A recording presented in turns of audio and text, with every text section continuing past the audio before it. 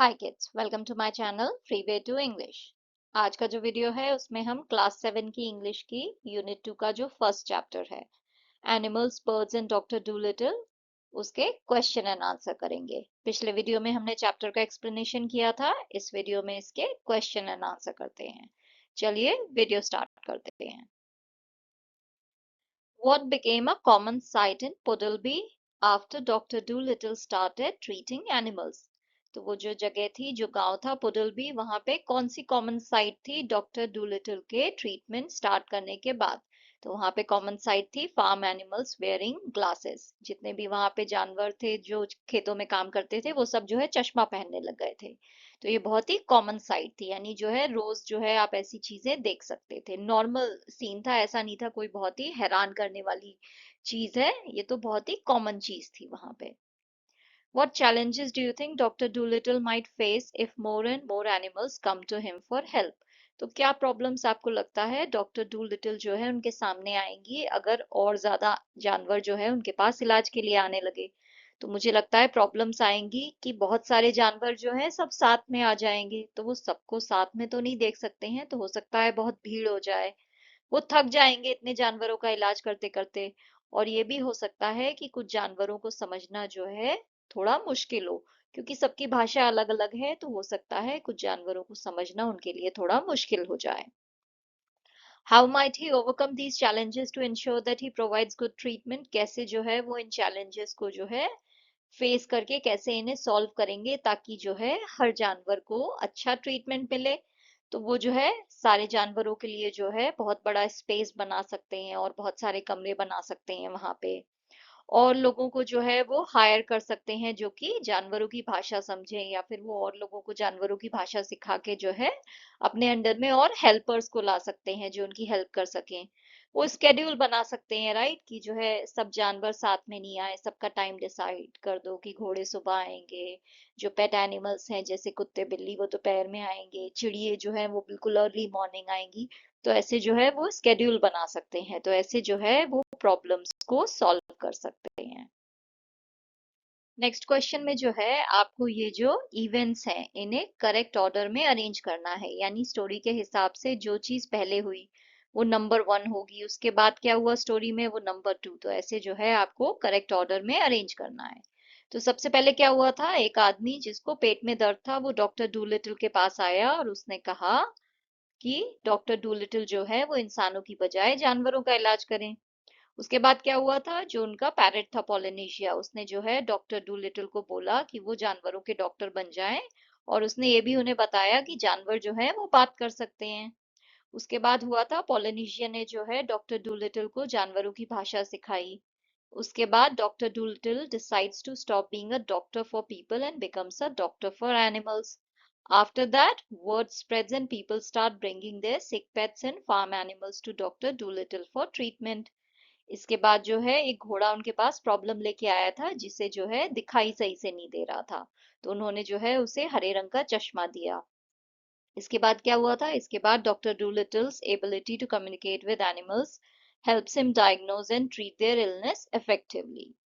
Animals from near and far come to Dr. Dolittle for help crowding his garden.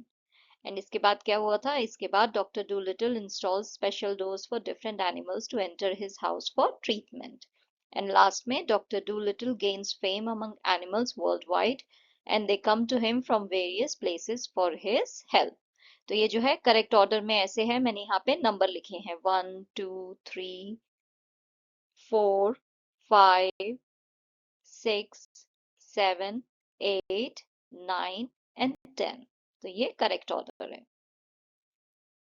Next जो है आपको chapter में से एक पैराग्राफ दिया है, उसके बेसिस पे आपको कुछ क्वेश्चंस के आंसर देने हैं। तो पहला है, in the line good gracious cried the doctor the expression good gracious can be replaced by. तो ये जो एक्सप्रेशन है गुड ग्रेशियस, इसका हम यूज करते हैं जब कोई बहुत ही सरप्राइजिंग चीज हमें दिखाई दे सुनाई दे, तब हम यूज करते हैं। तो इसके बदले में हम यूज कर सकते हैं गॉश। गॉश भी जो है वो सरप्राइज को दिखा रहा है। ब्रावो नहीं यूज कर सकते हैं। ब्रावो क्यों नहीं, क्योंकि ब्रावो जो है जनरली जो है किसी को, कोई बहुत अच्छा कुछ काम कर रहा हो, कोई बहुत बढ़िया जो है खेल रहा है, तो आप कहते हो ब्रावो, राइट, वाह वाह शानदार। अलास का यूज जो है हम दुख में करते हैं, जब जो है हम किसी चीज के लिए सैड हो तो हम अलास का यूज करते हैं। हुर्रे जो है एक्साइटमेंट के लिए होता है, राइट, कि hurray we are going for picnic.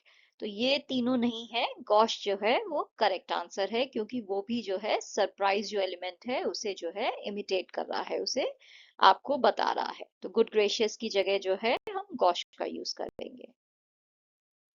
Why had Polynesia never used bird language with the doctor earlier? Polynesia didn't use bird language earlier because Dr. Dolittle wouldn't have understood it before.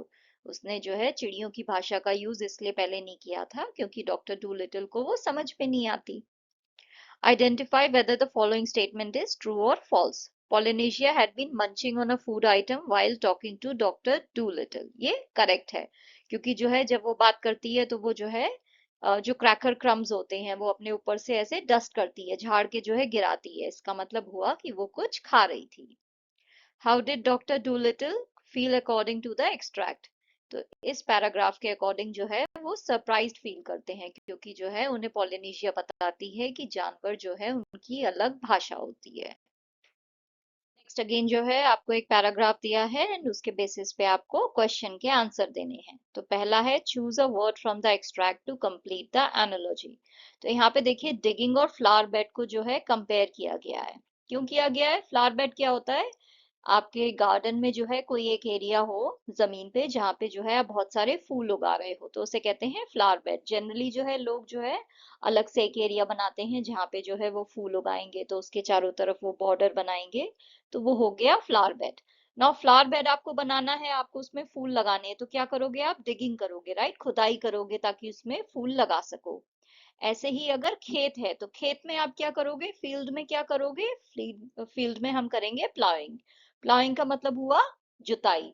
जब हम खेत में जो है खोदते हैं अनाज को बोने के लिए, जो भी सीड्स हैं उन्हें बोने के लिए, आप वीट राइस जो भी उगा रहे हो, तो जब भी आप फील्ड में खेत में जो है वो चीज करते हो, खुदाई करते हो, तो उसे कहा जाता है जुताई, यानी प्लाउइंग। इंग्लिश में उसे प्लाउइंग कहते हैं और हिंदी में उसे कहते हैं जुताई।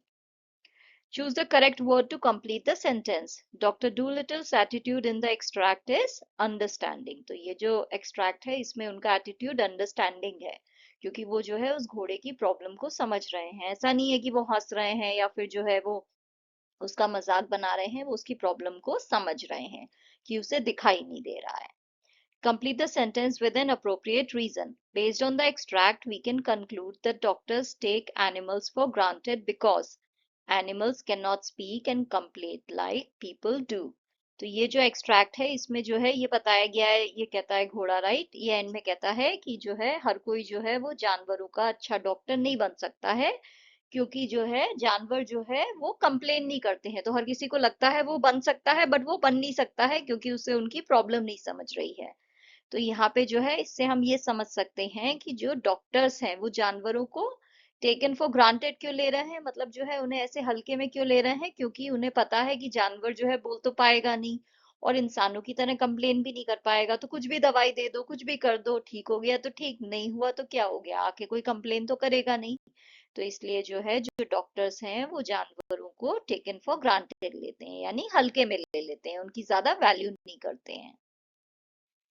Do you agree with the concluding sentence of the extract? तो ये जो एक्सट्रैक्ट है इसमें लास्ट सेंटेंस है जिसमें घोड़ा कहता है कि जो जानवरों का डॉक्टर बनना है वो आसान नहीं है, उसके लिए इंसानों के डॉक्टर से बनने से भी कहीं ज्यादा स्किल्स की जरूरत है, आपको और ज्यादा क्वालिटीज चाहिए। तो मुझे लगता है ये सेंटेंस करेक्ट है, क्योंकि जानवरों को ट्रीट करना आसान नहीं है। जानवर जो है वो बोल नहीं सकते हैं, बता नहीं सकते हैं कि उनकी प्रॉब्लम क्या है। तो डॉक्टर को जो है खुद से समझना पड़ेगा कि आखिर इसमें क्या प्रॉब्लम है, क्यों जो है ये इतने पेन में है। तो इसलिए जो है जानवरों का डॉक्टर बनने के लिए उन्हें कहीं ज्यादा स्किल्स की जरूरत है। इंसान का क्या है, बता देगा मेरे सर में दर्द है, पैर में दर्द है, बट जानवर नहीं बता पाएगा। How can we say that Polynesia was a good trainer of animal language? हम ऐसा क्यों कह सकते हैं कि पोलिनेशिया जो है जानवरों की भाषा सिखाने वाली अच्छी ट्रेनर है? ऐसा हम इसलिए कह सकते हैं because she patiently taught doctor Doolittle the animal language and helped him learn new words. उसने बहुत ही शांति से, बहुत ही आराम से उन्हें भाषा सिखाई और उन्हें नए शब्द सिखाए। Explain how Dr. Dolittle gave equal and individual attention to each animal who came to him for treatment. Dr. Dolittle made special doors for different animals and treated even the smallest ones like mice. This shows he gave equal attention to all animals. वो जो है उन्होंने special door बनाए थे हर जानवर के लिए कि घोड़े के लिए मेन डोर होगा, साइड डोर जो है वो कुत्ते बिल्लियों के लिए होगा, और जो है इवन जो छोटे छोटे जानवर थे जैसे कि चूहे उनका भी वो इलाज करते थे। तो इससे हमें पता चलता है कि वो हर जानवर को जो है इक्वल अटेंशन दे रहे थे, सबको एक समान ट्रीट कर रहे थे। How does Dr. Doolittle's readiness to follow the parrot's advice highlight the importance of listening to different viewpoints? तो जो है डॉक्टर डूलिटिल जो है उस पैरट की एडवाइस को मान के जो है वो जानवरों की भाषा सीखना स्टार्ट कर देते हैं। तो इससे हमें इस चीज की इम्पोर्टेंस कैसे पता चलती है कि हमें दूसरों के व्यू पॉइंट्स भी सुनने चाहिए। अगर कोई जो है आपको कुछ सलाह दे तो आपको वो ध्यान से सुननी चाहिए। उससे जो है क्या फायदा है, तो क्या फायदा हुआ डॉक्टर डूलिटिल को इस पैरट की एडवाइस को सुन के। तो जब जो है उन्होंने पोलिनेशिया की बात सुन के मान ली तो उन्होंने डिस्कवर किया कुछ नया जिससे कि उनकी लाइफ बदल गई। इससे जो है हमें पता चलता है कि अगर जो है हम अलग अलग व्यू पॉइंट्स को जो है सुने तो कभी कभी हमारी लाइफ भी बदल सकती है, राइट। जैसे उन्होंने जो है उसकी बात सुन के जो है जानवरों की भाषा सीखी तो वो इतने बड़े जो है जानवरों के डॉक्टर बन गए। लेकिन अगर वो उसकी बात को सुनते ही नहीं, उसे ऐसे ही अनदेखा कर देते कि ये तो एक पैरट है, ये क्या मुझे सिखाएगा, तो फिर ऐसा नहीं होता ना, उनकी लाइफ कभी नहीं बदलती। तो जो है इससे हमें पता चलता है कि अगर हम दूसरों के डिफरेंट व्यू पॉइंट्स को सुने और उसे मान ले तो कभी कभी लाइफ भी बदल सकती है। तो हर चीज को ध्यान से सुनना चाहिए, खुद से फिर सोचो कि ये करना है या नहीं करना है, बट ऐसा नहीं होना चाहिए कि आप किसी की सलाह को सुनो भी नहीं। Which qualities of Dr. Dolittle made him famous among the animals? Explain with evidence from the text. तो डॉक्टर डूलिटिल की कौन सी क्वालिटीज हैं जिसकी वजह से वो जानवरों में फेमस हो गए, और आपको एग्जाम्पल देके आपके चैप्टर में से एग्जाम्पल देके ये चीज समझानी है। So Dr. Dolittle became famous among animals because of his kindness, curiosity, patience and his ability to truly listen and understand animals. तो उनकी दया की वजह से, उनकी जो जिज्ञासा थी कि जानवरों के बारे में और जाने, उनकी पेशेंस, उनकी एबिलिटी की वो जो है सच में उनकी प्रॉब्लम को सुन के समझ पाते थे, इन सब चीजों की वजह से जो है वो फेमस हुए। एग्जाम्पल्स क्या क्या है, जैसे देखिए उन्होंने जो है अपने पैरेट पोलिनेशिया की बात सुनी तो उन्होंने जानवरों की भाषा सीख ली, जिससे पता चलता है कि वो क्यूरियस थे और वो सीखना चाहते थे। He also showed that he respected animals' feelings. For example, when the horse told him it needed glasses, he didn't laugh. इससे ये भी पता चलता है कि वो जो है जानवरों की जो फीलिंग्स है उसे रिस्पेक्ट करते थे, राइट। इसका एग्जाम्पल क्या है, जब घोड़ा उनके पास आया और उसने कहा कि उसे चश्मा चाहिए तो वो हंसे नहीं।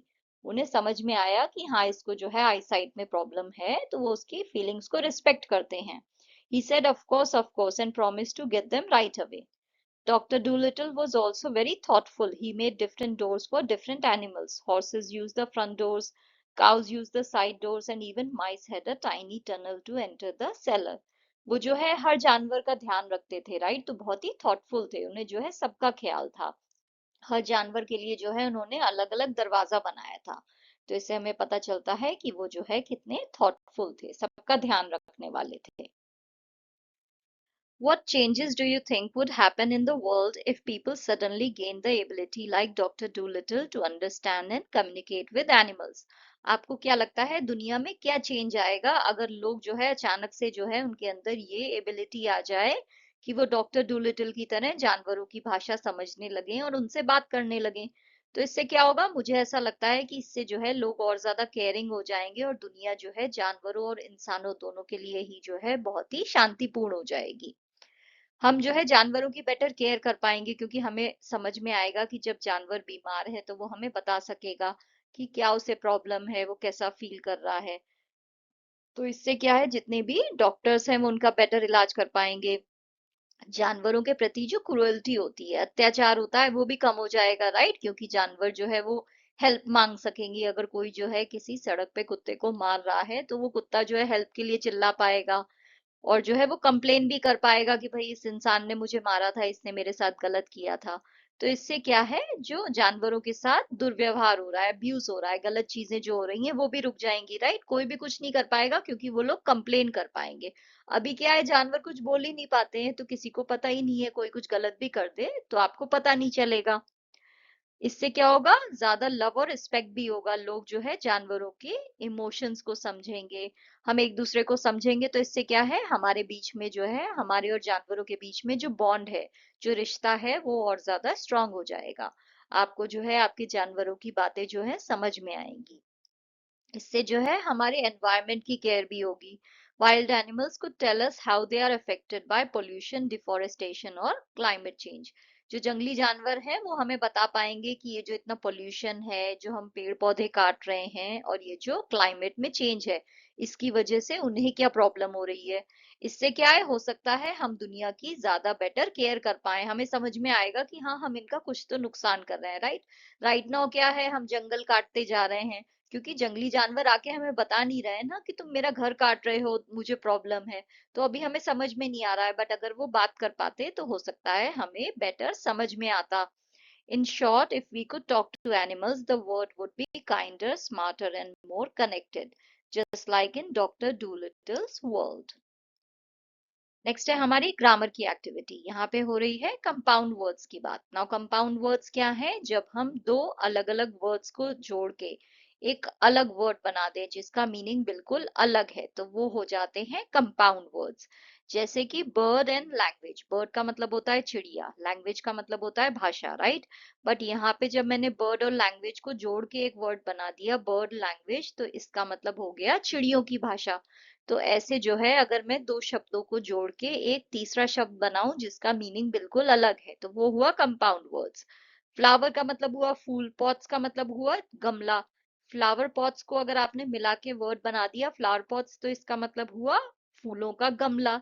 तो ऐसे जो है दो वर्ड्स को जोड़ के अगर हम तीसरा वर्ड बनाते हैं। नाउ इसमें तीन टाइप्स होते हैं कंपाउंड वर्ड्स में। पहला है हाइफेनेटेड। देखिए यहाँ पे हाइफन लगा हुआ है, cats hyphen food hyphen man. जो कैट का खाना लाने वाला इंसान है, तो यहाँ पे जो है उसके बीच में हाइफन लगा हुआ है। तो एक टाइप का तो कंपाउंड वर्ड ऐसा होता है जिसमें जो है हाइफन लगे हुए होते हैं, जैसे कि चेक इन, तो चेक के आगे जो है हाइफन और फिर इन। इसका मतलब क्या होता है, चेक इन का मतलब होता है किसी होटल में जो है आप एंट्री जब कर रहे हो, आप वहां पे चेक इन कर रहे हो, यानी होटल में आपकी स्टे उस टाइम से स्टार्ट हो रही है। तो ऐसे जो है जब हाइफन वाले होते हैं तो उन्हें हम कहते हैं हाइफनेटेड कंपाउंड वर्ड्स। दूसरा टाइप होता है ओपन कंपाउंड। यहाँ पे जो है एक वर्ड के बीच, एक वर्ड जो है उसके बाद स्पेस होता है और फिर दूसरा वर्ड आता है। तो यहाँ पे जहाँ पे स्पेस है दो वर्ड्स के बीच में, और ऐसे कंपाउंड वर्ड हमने बनाया है, तो वो हो जाता है ओपन कंपाउंड वर्ड। तीसरा टाइप होता है क्लोज्ड कंपाउंड वर्ड्स, जहाँ पे जो है कोई भी स्पेस नहीं होता है, सीधे आप डायरेक्टली एक जो है वर्ड जोड़ के बना दे रहे हो। जैसे कि फ्लावर पॉट्स, यहाँ पे कोई भी स्पेस नहीं है, हाइफन नहीं है, तो ये हो गया क्लोज्ड कंपाउंड वर्ड्स। सो हाइफनेटेड, ओपन, क्लोज्ड, तो ऐसे तीन टाइप के जो है कंपाउंड वर्ड्स होते हैं। नाउ यहाँ पे जो है आपको कंपाउंड वर्ड्स जो है कुछ दिए हैं, आपको इन्हें जो है यहाँ पे इन तीनों कॉलम्स में डिवाइड करना है। तो जो हाइफेनेटेड है वो यहाँ पे आएंगे, जो ओपन कंपाउंड वर्ड्स हैं वो यहाँ पे आएंगे, जो क्लोज्ड हैं वो यहाँ पे आएंगे। तो देखिए मैंने कैसे डिवाइड किया है। चेक इन इन्होंने ऑलरेडी लिख दिया है, राइट, ये हाइफेनेटेड है। वेल ब्रेड जो है ये भी हाइफेनेटेड है, बीच में हाइफन है, तो ये हो गया हाइफेनेटेड। सेलर सॉन्ग जो है ये ओपन है, राइट, क्योंकि यहाँ पे बीच में स्पेस है। हार्वेस्ट माइस जो है ये भी ओपन कंपाउंड वर्ड है क्योंकि बीच में स्पेस है। प्लाउ हॉर्स जो है ये भी ओपन है क्योंकि बीच में स्पेस है। क्लोज में कौन कौन से होंगे, टी टाइम, यहाँ पे बीच में कोई भी स्पेस नहीं है, और विंडो सिल। तो ये हो गए हमारे hyphenated, open and close compound words. Next हमें यहाँ पे टेबल दी है ए एंड बी कॉलम, और हमें यहाँ पे इन वर्ड्स को जोड़ के, ए एंड बी के वर्ड्स को जोड़ के जो है कंपाउंड वर्ड्स बनाने हैं। तो फन का होगा फन लविंग, हाई का होगा हाई फ्लाइंग, नेवर और एंडिंग मिलके हो जाएगा never ending. Early risers, song birds, overhead, tree tops. Now fun loving का मतलब होता है वो इंसान जिसे फन करना पसंद हो। हाई फ्लाइंग का मतलब होता है कोई बहुत ही ऊपर उड़ने वाली, ऊंची उड़ने वाली चीज। नेवर एंडिंग का मतलब होता है कोई चीज जो कभी खत्म ना हो। अर्ली राइजर्स का मतलब हुआ ऐसा कोई जो सुबह सुबह उठ जाए, जल्दी उठे। सॉन्ग बर्ड्स जो है एक टाइप की चिड़िया होती हैं जो गाना गाती हैं। ओवरहेड का मतलब हुआ ऊपर, हमारे सर के ऊपर, ऊपर की साइड। ट्री टॉप्स का मतलब हुआ पेड़ों के ऊपर। तो ये सब जो है हमारे कंपाउंड वर्ड्स हो गए। इसमें देखिए ये तीन जो है ये क्लोज्ड हैं, song birds, overhead, tree tops, ये हैं क्लोज्ड कंपाउंड वर्ड्स। और बाकी के ये जो चार हैं ये हैं हाइफिनेटेड कंपाउंड वर्ड्स। नाउ आपको जो है ये पैराग्राफ जो है ये कंप्लीट करना है इन कंपाउंड वर्ड्स से। After being treated by Dr. Dolittle, the fun-loving dolphins dance playfully in his sanctuary. तो डॉक्टर डूलिटल ने ट्रीटमेंट कर दिया, उसके बाद जो डॉल्फिन्स थी जिन्हें फन करने में मजा आता था वो उनकी सेंचुरी में, जहाँ पे जो उनका एरिया था जहाँ पे सारे जानवर जो है रहते थे वहां पे वो जो है खेलने लगी, डांस करने लगी। The never-ending chatter of monkeys echoed through the treetops, their ailments cured. तो जो monkeys थे उनकी जो बातें करने की जो आवाज थी वो नेवर एंडिंग थी, रुक ही नहीं रही थी। और जो है पेड़ों के ऊपर से वो आवाज जो है कंटिन्यूअस आ रही थी, और उनका जो है उनकी बीमारी जो है, एलिमेंट्स का मतलब हुआ बीमारी, उसका इलाज हो चुका था। क्योर्ड का मतलब इलाज और एलिमेंट्स का मतलब होता है बीमारी। हाई फ्लाइंग ईगल्स सोड ग्रेसफुली, जो ऊंचे उड़ने वाली ईगल्स थी, जो चिड़िए थी, बाज जो चिड़िए थी ईगल्स, वो जो है आसमान में जो है बहुत ही ग्रेसफुली उड़ रही थी। सोर का मतलब होता है आसमान में ऊपर उड़ना। Overhead their health restored. Early risers among the songbirds chirped joyfully from the branches. तो जो है सॉन्ग बर्ड्स में जो जल्दी जल्दी उड़ जाने वाली सॉन्ग बर्ड्स थी वो जो है खुशी खुशी जो है पेड़ों की डालों पे बैठ के जो है गाने गा रही थी। All creatures were happy with Dr. Doolittle's care. Next जो क्वेश्चन है उसमें आपको ये जो सेंटेंसेस दिए हैं इसमें कोई एक एनिमल का नाम जो है वो हिडन है, और वो कौन सा एनिमल है उसका क्लू आपको यहाँ पे ब्रैकेट में दिया है। तो पहला है, इस पहले सेंटेंस में जो एनिमल है वो है फार्म एनिमल, यानी खेतों पे काम करने वाला जानवर। तो यहाँ पे देखिए GOAT, ये गोट, राइट, गोट हो गया फर्स्ट में। सेकंड में है इंसेक्ट, कोई इंसेक्ट का नाम है तो यहाँ पे हो गया ANT, एंट।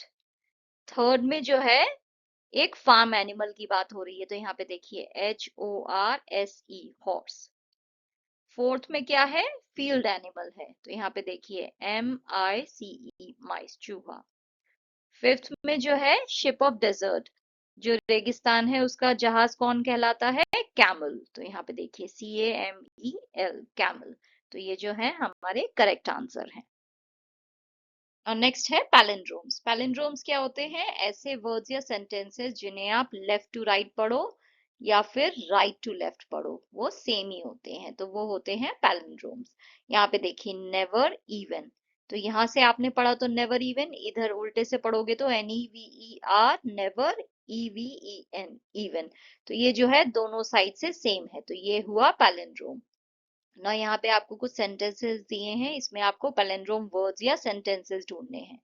तो जो पहला है स्टेप ऑन नो पेट्स, ये पूरा सेंटेंस ही पैलिंड्रोम है। देखिए यहाँ पे है स्टेप ऑन नो पेट्स, अगर आप इसे उल्टा पढ़ो तो STEP, step on no pets. ये जो है दोनों साइड से सेम है, तो पूरा सेंटेंस पैलिंड्रोम है। Naman saw a race car at the show, इसमें नमन और रेस कार जो है ये पैलिंड्रोम्स है। नमन देखिए NAMAN, रेस कार में अगर आप इसे इधर से पढ़ो तो RACECAR, तो ये अगेन सेम है, तो ये है पैलिंड्रोम। नितिन स्पीक्स मलयालम में Nitin and Malayalam are palindromes. Engineer used a rotator में रोटेटर जो है वो पैलिंड्रोम है। Pilot relied on the radar to navigate safely, यहाँ पे रेडार जो वर्ड है वो पैलिंड्रोम है। इधर से पढ़ो या इधर से पढ़ो सेम है। ईवा कैन आई सी बीज इन अ केव, ये जो है पूरा सेंटेंस जो है पैलिंड्रोम है। देखिए इधर से पढ़ेंगे तो ईवा कैन आई सी बीज इन अ केव, तो ये जो है इधर से पढ़ो या इधर से, लेफ्ट टू राइट और right to left, the sentence would remain same, so this sentence is a palindrome. अब आपको जो है खुद के कुछ पैलिंड्रोम बनाने हैं, तो यहाँ पे मैंने कुछ लिखे हैं, लेवल, नून, ये दोनों वर्ड्स जो है पैलिंड्रोम है, इधर से पढ़ो या इधर से सेम है। सेंटेंसेस में अ सैंटा एट नासा, तो यहाँ पे अगर आप इसे इधर से पढ़ो तो ASANT, तो a Santa, right, at NASA, NASA, तो ये जो है सेंटेंस इधर से और इधर से सेम है। नो लेमन नो मेलन, इसे अगर आप इधर से पढ़ो तो NO, no, LEMON, lemon, NO, MELON। तो नो लेमन नो मेलन, ये जो है अगेन एक पैलिंड्रोम है। नेक्स्ट जो हमारा टॉपिक है वो है टेंस का। नाउ यहाँ पे जो है 3 टेंस की बात हुई है, present continuous, simple present and present perfect tense. Now simple present tense का यूज हम तब करते हैं जब हम जनरल फैक्ट्स, हैबिट्स, रूटीन्स की बात करें। कोई जनरल चीज आप किसी को बता रहे हो, कोई काम आप रोज करते हो, किसी रूटीन की बात कर रहे हो, कोई आदत की बात कर रहे हो, तो सिंपल प्रेजेंट का यूज होता है। जैसे कि she works at a school, वो स्कूल में काम करती है, राइट? एक जनरल स्टेटमेंट है, एक मैं आपको फैक्ट बता रही हूँ। या फिर oh there are plenty of animal doctors, बहुत सारे जानवरों के डॉक्टर हैं, राइट? ये एक स्टेटमेंट है, एक जनरल फैक्ट है। तो ये हुआ सिंपल प्रेजेंट। जैसे कि ये the trouble is that anybody thinks he can doctor animals, problem ये है कि हर किसी को लगता है वो जानवरों का डॉक्टर बन सकता है। तो एक स्टेटमेंट है, एक फैक्ट है। तो जब भी जो है किसी जनरल फैक्ट, हैबिट, रूटीन की बात हो तो सिंपल प्रेजेंट होता है। सिंपल प्रेजेंट जो है उसका स्ट्रक्चर होता है सब्जेक्ट प्लस बेस वर्ब, यानी वर्ब की जो बेस फॉर्म है वो आती है। और अगर हम थर्ड पर्सन सिंगुलर की बात करें तो एस या ईएस लग जाता है वर्ब के एंड में, जैसे कि यहाँ पे थिंक्स हो गया है, क्योंकि यहाँ पे जो है हम थर्ड पर्सन सिंगुलर की बात कर रहे हैं, तो थिंक के आगे हमने एस लगा दिया है।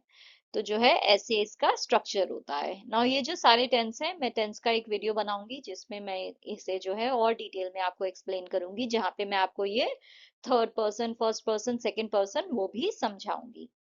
बट शॉर्ट में इतना है कि सिंपल प्रेजेंट टेंस जो है वो तब यूज होता है जब हम जनरल फैक्ट्स, हैबिट्स या रूटीन की बात करें। सब्जेक्ट के साथ वर्ब की बेस फॉर्म आती है। नाउ नेक्स्ट है present continuous form. Present continuous form का यूज हम तब करते हैं जब हम किसी ऑनगोइंग एक्शन की बात करें जो इस समय भी चल रहा है, यानी ऐसा कोई काम जो अभी भी चालू है प्रेजेंट में, तो वो हो जाता है प्रेजेंट कंटिन्यूअस। जैसे कि he is asking you a question, वो तुमसे एक सवाल पूछ रहा है, तो ये सवाल वो इस समय पूछ रहा है, राइट? जब मैं बात कर रही हूँ तो ये प्रेजेंट में एक्शन ऑनगोइंग है, यानी चल रहा है। तो ये हो गया प्रेजेंट कंटिन्यूअस फॉर्म। या फिर I am going blind in one eye, मैं एक आंख से अंधा हो रहा हूं, तो इस समय भी ये प्रोसेस चालू है, ये एक्शन ऑनगोइंग है। नाउ इसका स्ट्रक्चर होता है सब्जेक्ट के साथ इज, एम, आर और वर्ब की आईएनजी फॉर्म जो है वो आ जाती है। जैसे कि he is reading a book, they are watching a movie, वो किताब पढ़ रहा है, वो मूवी देख रहे हैं, आप इस समय जो है इंग्लिश पढ़ रहे हो, मैं आपको पढ़ा रही हूँ। ये सब क्या हो गए? प्रेजेंट कंटिन्यूअस टेंस हो गए। नाउ थर्ड है हमारा present perfect tense. Present perfect tense क्या होता है? ऐसे एक्शन की बात हो रही है जो पास्ट में स्टार्ट हुआ था, प्रेजेंट में जो है वो फिनिश हो चुका है, कंप्लीटेड है एक्शन, बट उसकी जो रेलेवेंस है, यानी उसकी जो इम्पोर्टेंस है, उसकी जो वैल्यू है वो अभी भी है। तो एक्शन जो है पास्ट में स्टार्ट होके कंप्लीट हो गया है, बट उसकी जो वैल्यू है, उसकी जो रेलेवेंस है वो अभी भी है। ऐसा नहीं है कि इस समय उस एक्शन से कोई फर्क नहीं पड़ रहा है, भले ही एक्शन कंप्लीट हो गया है उसका फर्क अभी भी पड़ रहा है। जैसे कि I have finished my homework, मैंने अपना होमवर्क कंप्लीट कर लिया है। तो फिनिश कर लिया है, पास्ट में मैंने ये काम स्टार्ट किया था, होमवर्क को स्टार्ट किया था, अभी प्रेजेंट में क्या है? कंप्लीट हो चुका है। तो एक्शन जो है वो कंप्लीटेड है, बट उसकी अभी भी वैल्यू है, राइट? क्योंकि होमवर्क कंप्लीट किया है तो अब मैं आराम से बैठ सकता हूँ, अब मुझे कोई टेंशन नहीं है, कल स्कूल में आराम से जाऊंगा। तो जो भी एक्शन इस समय कंप्लीट हुआ है उसकी रेलेवेंस है प्रेजेंट में। शी हैज विजिटेड पेरिस, वो पेरिस घूम चुकी है, तो ये एक्शन उसने पास्ट में किया था, कंप्लीट हो गया है, वो घूम चुकी है, बट अभी भी उसकी वैल्यू है, राइट? उसकी रेलेवेंस कहीं ना कहीं है, घूम के आई है, उसे पता है पेरिस में क्या क्या है। इसका जो स्ट्रक्चर है वो होता है सब्जेक्ट के साथ हैव या हैज लगता है, प्लस जो है वर्ब की थर्ड फॉर्म लगती है, यानी पास्ट पार्टिसिपल। तो अगर जो है रेगुलर वर्ब है तो उसमें तो ईडी आ जाएगा, जैसे कि यहाँ पे फिनिश के एंड में ईडी आ गया है वर्ब के एंड में। बट अगर इरेगुलर वर्ब है तो उसकी थर्ड फॉर्म आती है। तो यहाँ पे देखिए सेंटेंस है that man has got sense, इस इंसान के पास दिमाग है, तो यहाँ पे गॉट जो है वो थर्ड फॉर्म हो गई। Can't you see that it has stopped raining, क्या तुम देख नहीं पा रहे हो कि बारिश रुक गई है? तो बारिश जो है वो रुक गई है, राइट? एक्शन पास्ट में स्टार्ट हुआ था, अब खत्म हो गया है, तो स्टॉप के आगे हमने ईडी लगा दिया है, तो ये हो गया है हमारा वर्ब की थर्ड फॉर्म या फिर ईडी। डिपेंड करता है रेगुलर वर्ब है या इरेगुलर वर्ब है। अगर इरेगुलर वर्ब है तो वर्ब की थर्ड फॉर्म और अगर रेगुलर है तो उसके आगे ईडी हो जाता है पास्ट पार्टिसिपल में। तो यहाँ पे जो है ऐसे 3 टेंस जो हैं वो आपको डिस्क्राइब किए गए हैं। क्या होता है प्रेजेंट परफेक्ट टेंस? ऐसा काम, ऐसे एक्शन की बात हो रही है जो हाल ही में कंप्लीट हुआ है। ऐसा एक्शन जो पास्ट में स्टार्ट हुआ था, इस समय कंप्लीट हो गया है जब मैं आपसे बात कर रही हूँ, बट उसकी अभी भी कुछ वैल्यू है। इसीलिए मैं आपको बता रही हूँ, राइट? मैं आपको बता रही हूँ मैंने होमवर्क कंप्लीट कर लिया है, ताकि तुम बार बार मुझसे ना पूछो। मैं तुम्हें बता रही हूँ कि मैं पेरिस घूम के आ चुकी हूँ। नेक्स्ट आपको फिल इन द ब्लैंक्स करने हैं यहाँ पे वर्ब की करेक्ट फॉर्म के साथ, और आपको प्रेजेंट परफेक्ट टेंस में जो है इसको फिल करना है। प्रेजेंट परफेक्ट टेंस क्या हुआ? ऐसे एक्शन की बात हो जो पास्ट में स्टार्ट हुआ था, इस समय कंप्लीटेड है, बट उसकी रेलेवेंस है, उसकी वैल्यू है, कुछ ना कुछ उससे जो है हो रहा है, इस समय वो कनेक्टेड है किसी चीज से, तभी मैं आपको बता रही हूँ कि ये एक्शन जो है पास्ट में कंप्लीट हो चुका है। Since becoming an animal doctor, Dr. Dolittle has learned to communicate with all animals and birds. तो उन्होंने सीख लिया है जानवरों से बात करना। He has treated countless farm animals and pets with care. उन्होंने बहुत सारे जानवरों का ट्रीटमेंट किया है। The parrot Polynesia has taught him bird language. तो यहाँ पे देखिए taught जो है वो थर्ड फॉर्म हुई। Teach, taught, taught. And he has written books about his adventures. Many people have brought their sick animals to his door. Over the years, Doolittle has become renowned worldwide for his unique abilities. तो हम has का use करते हैं जब subject singular होता है, और have का यूज होता है जब सब्जेक्ट जो है प्लूरल होता है। तो मैनी पीपल है तो हैव हो गया, डॉक्टर डूलिटल की बात हो रही है तो हैज हो गया। नेक्स्ट आपकी ट्रांसक्रिप्ट वाली एक्टिविटी है, जिसमें जो है ट्रांसक्रिप्ट पेज 88 पे है, उसके बेसिस पे आपको क्वेश्चन के आंसर देने हैं। तो पहला ये जो स्टेटमेंट है, doctor Dolittle's new clinic presents an offer of free medicine, ये फॉल्स है। वो फ्री मेडिसिन का ऑफर वहां पे कुछ भी नहीं था, अगर आप पढ़ोगे तो आपको समझ में आएगा। नेक्स्ट आपको यहाँ पे फिल इन द ब्लैंक्स करने हैं। तो पहला है the new clinic is located in the town of Woodstock. The address is 12 Rose Lane. The clinic is open Monday to Friday from 9 a.m. to 5 p.m. Special timings for births are on Saturday from 11 a.m. to 2 p.m. Dr. Doolittle will ensure that animals get the best care possible. All animals, horses, cows, pets, wild animals and others are welcome. ये सारे answer जो हैं अगर आप transcript को पढ़ोगे तो आपको समझ में आ जाएंगे। नेक्स्ट आपकी जो है स्पीकिंग एक्टिविटी है। तो आपको एक डॉक्टर और पेशेंट के बीच में कॉन्वर्सेशन जो है वो इनएक्ट करके बतानी है, कैसे जो है बात करोगे। तो एक जो है वो डॉक्टर का कैरेक्टर प्ले करेगा और एक बच्चा जो है पेशेंट का। ना पहली प्रॉब्लम है, किसी को सर्दी खांसी हो गई है। सॉल्यूशन उसका है कि उसे अदरक और हनी का मिक्स करके जो है वो घोल पीना है। एडिशनल एडवाइस डॉक्टर दे रहे हैं कि गर्म चीजें पिए और रेस्ट करें। और यहाँ पे आपको क्यू कार्ड दिया है कि कैसे बात होगी। तो डॉक्टर जो है पहले पेशेंट को जो है ग्रीट करेगा, हेलो बोलेगा, वेलकम करेगा। पेशेंट जो है उस ग्रीटिंग का रिप्लाई देगा। डॉक्टर ने गुड मॉर्निंग कहा तो वो भी गुड मॉर्निंग कहेगा। उसके बाद डॉक्टर प्रॉब्लम के बारे में पूछेंगे, पेशेंट प्रॉब्लम बताएगा। उसके बाद डॉक्टर पूछेंगे क्या सिम्टम्स हैं, क्या आपको बीमारी के लक्षण दिख रहे हैं। पेशेंट जो है अपने सिम्टम्स बताएगा। उसके बाद डॉक्टर जो है बताएंगे कि ये बीमारी है और ये इसका सॉल्यूशन है। उसके बाद पेशेंट को अगर कुछ क्लैरिफिकेशन चाहिए कि अगर ये चीज करनी है तो कब करनी है, कितनी बार करनी है। उसके बाद डॉक्टर जो है वो एडिशनल एडवाइस जो है वो उसे देंगे, और साथ ही जो है फिर पेशेंट उनसे पूछेगा कि अगला अपॉइंटमेंट कब है, कब दोबारा आए। फिर डॉक्टर जो है नेक्स्ट अपॉइंटमेंट की डिटेल शेयर करेंगे, और एंड में जो है पेशेंट जो है वो अपना अग्रीमेंट एक्सप्रेस करके डॉक्टर को थैंक यू बोलेगा कि थैंक यू, मैं नेक्स्ट टाइम आ जाऊंगा। तो ऐसे जो है आपको कॉन्वर्सेशन जो है वो डिजाइन करनी है एक डॉक्टर और पेशेंट के बीच में। तो पहला जो हमारा टॉपिक है उस पे मैंने यहाँ पे कॉन्वर्सेशन लिखी है। Doctor, good morning, how are you today? Patient बोलेगा, good morning doctor, I am not feeling well. Oh, I see. Can you tell me what the problem is? I have had a cough and cold for the past 2 days. I'm sorry to hear that. Can you describe the symptoms? My nose is runny, my throat is itchy, and I keep coughing a lot. Sounds like a mild cold. You should take a ginger and honey mix. It will soothe your throat and reduce the cough. Patient, okay, doctor, should I take it once or twice a day? Take it twice a day. Also drink warm fluids and take plenty of rest. Got it. Thank you, doctor. When should I come for the next checkup? If you don't feel better in 3 days, come see me again. I am available every morning. Sure, doctor. Thanks for your help. Now, ऐसे ही जो है यहाँ पे मैंने conversation लिखी है जिसमें जो प्रॉब्लम 2 है आपकी ड्राई लिप्स यानी किसी के होंठ जो है वो सूखे हैं, फट रहे हैं, उस प्रॉब्लम का क्या सॉल्यूशन है उसकी कॉन्वर्सेशन मैंने यहाँ पे लिखी है। जो थर्ड प्रॉब्लम है वो है सोर थ्रोट यानी किसी का गला खराब है, तो वो डॉक्टर के पास आएगा तो वो कॉन्वर्सेशन कैसे होगी वो मैंने यहाँ पे लिखी है।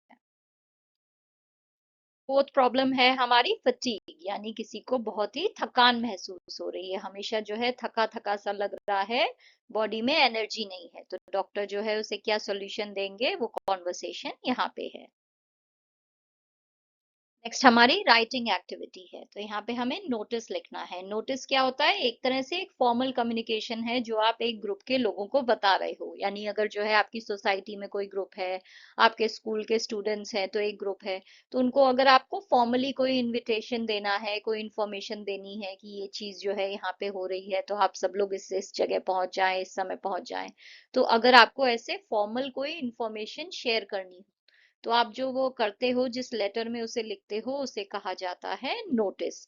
तो यहाँ पे जो है एक एनुअल हेल्थ चेकअप का जो है नोटिस जो है वो 6 to 8 क्लास के जो स्टूडेंट्स हैं उनके लिए आपको लिखना है, उन्हें बताना है कि हेल्थ चेकअप जो है वो होने वाला है, इस डेट को होगा, इस टाइम पे होगा और उन्हें जो है वहां पे पहुंचना है। तो ये जो नोटिस है ये हम ऐसे जो है लिखेंगे, यहाँ पे ये बॉक्सेस में आपको दिए हैं कुछ क्लूज, उनसे आपको यहाँ पे ब्लैंक्स फिल करने हैं। और ये जो नोटिस है ये आपको थर्ड पर्सन की तरह लिखना है, तो फर्स्ट पर्सन होता है जो बात कर रहा है, जो सेंटेंस बोल रहा है, तो मैं हूं फर्स्ट पर्सन। सेकंड पर्सन कौन है, सेकंड पर्सन हुए आप आप जो है मेरी बात को सुन रहे हो। थर्ड पर्सन कौन हुआ, जिसके बारे में मैं बात कर रही हूँ, तो मैं अगर बोलूं कि केंद्रीय विद्यालय में ये चीज हुई तो मैं केंद्रीय विद्यालय की बात कर रही हूँ, तो केंद्रीय विद्यालय है थर्ड पर्सन। तो ये जो नोटिस है ये आपको थर्ड पर्सन की तरह लिखना है। तो यहाँ पे देखिए स्कूल का आपका नाम आ जाएगा, नोटिस, ये है आपका हेडलाइन एनुअल हेल्थ चेकअप, यहाँ पे 2025 आ जाएगा या जिस भी ईयर में आप ये लिख रहे हो। This is to inform all the students of grades 6 to 8 about the annual health checkup. Date Thursday and Friday 27 and 28 July 2025. Time 9 a.m. to 12:15 p.m. Venue क्या है, कौन सी जगह हो रहा है ये, असेंबली हॉल में। All students are requested to bring their health card for the checkup. For queries or further details, please contact the undersigned. Asma incharge, तो अंडरसाइंड कौन हुआ, जिसने यहाँ पे नोटिस भेजा है, तो नोटिस किसने भेजा है, आसमा ने। नेक्स्ट आपको जो है एक एक्टिविटी दी है जो आपको आपके टीचर के साथ करनी है, तो यहाँ पे जो है गौशाला की बात हो रही है। गौशाला क्या होता है, ऐसी जगह जहाँ पे गाय रहती है। गौ का मतलब होता है काऊ और शाला का मतलब है रहने की जगह जहाँ पे वो रहती हैं, तो वो हो गया गौशाला। तो आपको जो है अपनी टीचर के साथ किसी गौशाला में जाना है, यानी ऐसी जगह जाना है जहाँ पे गाय रहती हैं, तो कोई डेयरी हो आपके आसपास, वहां जाना है और देखना है कि जो गाय हैं उनकी देखभाल वहां पे कैसे होती है, कैसे जो है वो उन्हें खाना वाना खिलाते हैं, पानी वानी पिलाते हैं, चारा देते हैं, फिर कैसे जो है वो दूध निकालते हैं और कैसे उनका ध्यान रखते हैं, कहाँ सोती हैं, क्या खाती हैं, ये सब आपको देखना है। जो हमारा आयुर्वेदा है वो इंडिया का सबसे पुराना मेडिकल सिस्टम है, यानी इलाज करने का जो तरीका था। Animals received good medicinal care in ancient India, जो हमारा पुराना इंडिया था, पुराना भारत था, प्राचीन टाइम में जो है जानवरों को जो है बहुत अच्छा जो है ट्रीटमेंट मिलता था। इंडियन मेडिकल ट्रीटिसेस लाइक चक्र Samhita, Sushruta Samhita and Harita Samhita contain references of care of animals, तो हमारे जो मेडिकल जो किताबें हैं, यानी ऐसी किताबें जो हमारे ग्रंथ हैं जिसमें जो है इलाज के बारे में बात हुई है, कौन कौन सी औषधियां, कौन कौन सी चीजों का यूज होता था ट्रीटमेंट के लिए, तो वो जो ग्रंथ हैं, वो जो किताबें हैं जिनका नाम जैसे कि चरक संहिता, सुश्रुता संहिता और हरिता संहिता है, उसमें जो है बहुत सारे जो है एग्जाम्पल्स दिए गए हैं कि कैसे जो है पुराने टाइम में जानवरों का इलाज होता था, उनका ध्यान रखा जाता था। गायों का जो है ध्यान रखते थे अलग से, जो घोड़े होते थे क्योंकि वो जो है युद्ध पे जाते थे तो उनका अलग से ध्यान रखा जाता था। तो हमारा जो पुरातन इंडिया था उसमें जो है हम जानवरों का बहुत ही ध्यान रखते थे, उनकी जो उनको चोट लग गई, उनकी जो सेहत है उसका बहुत ही ध्यान रखा जाता था। Find out names of different organizations that work for the welfare of animals with the help of the teacher। तो आपको जो है पता करना है और कौन कौन से संस्थाएं हैं और कौन कौन सी ऑर्गेनाइजेशन है जो जानवरों की देखभाल के लिए जो है काम करती हैं, उनके अच्छा करने के लिए जो है ये संस्थाएं जो है काम करती हैं, इनका नाम आपको ढूंढना है। तो यहाँ पे मैंने कुछ लिखे हैं, जैसे कि ब्लू क्रॉस ऑफ इंडिया है, पीपल फॉर एनिमल्स है, SPCA Society for the Prevention of Cruelty to Animals. ये जो तीन है ये इंडिया में जो है ऑर्गेनाइजेशन है जो जानवरों के वेलफेयर के लिए काम करती हैं।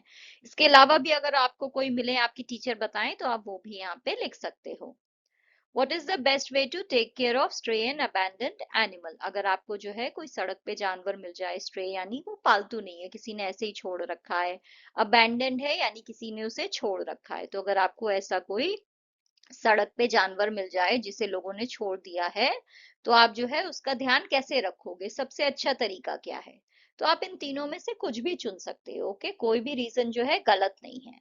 उसको आप एक्सप्लेन कैसे करोगे? तो अगर आपने पहला वाला बोला कि मैं जो हूँ उसे खाना दूंगा, पानी दूंगा, तो ये सही है। इससे क्या होगा, इससे जो है उनको डेली जो है सरवाइव करने में जो है आसानी हो जाएगी। अगर आप उन्हें खाना और पानी दे दोगे तो हो सकता है आप उन्हें अपने घर नहीं ले जा पाओ, आपके घर में जगह नहीं हो, आपके घर में अलाउड नहीं है, या फिर जानवर जो है बहुत बुरी हालत में है, तो आप जो है उसे खाना पानी दे सकते हो।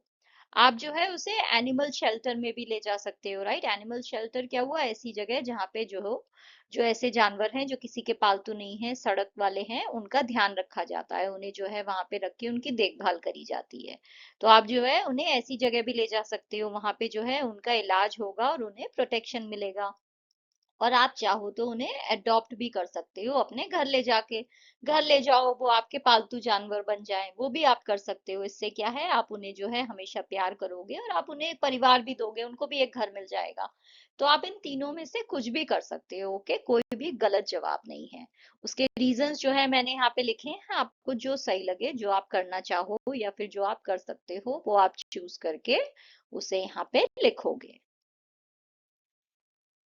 That's all for today, kids. If you enjoyed this lesson, don't forget to like, share, and subscribe to the channel. See you in the next video. Until then, stay smart, stay curious, and stay strong.